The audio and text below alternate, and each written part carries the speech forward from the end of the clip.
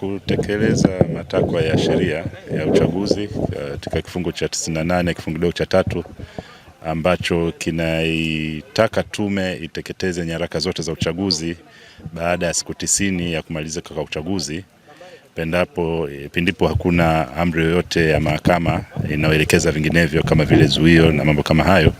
Leo tarehe 17 mwezi wa 3 na baada ya maamuzi ya tume ya kikao chake cha tarehe 2 tarehe 17 mwezi wa 2 na baada ya maamuzi ya tume ya kikao chake tarehe 2 mwezi huu wa 2, hiyo ni baada ya kukamilika kwa siku 90 tokea kwa uchaguzi mkuu wa mwaka 2025 ambao ulifanyika tarehe 29 Oktoba. Tumekuja hapa Micheweni kwa ajili ya kuziteketeza nyaraka za uchaguzi ambazo zoezi hili lilianza mara tu baada ya maamuzi ya tume siku ya tarehe 2, ambalo lilihusisha pamoja na kuziharibu kwanza nyaraka kwa kuzikatakata katika vipande vidogo vidogo, na leo kwa upande wa Pemba tumekuja kwa ajili ya kuzichoma. Zoezi kama hili vile litafanyika Unguja katika siku ambayo tutaipanga, kwa sababu bado tunaendelea na zoezi vile la kuzikatakata katika vipande vidogo vidogo kuziharibu nyaraka hizo.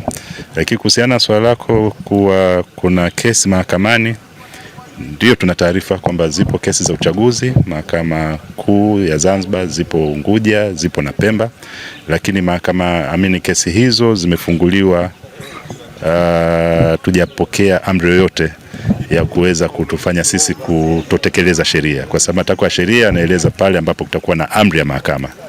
Sisi kama tume hatujapokea amri yote na mahakama, na ufunguaji wa kesi haina maana moja kwa moja kwamba kuna amri itatolewa.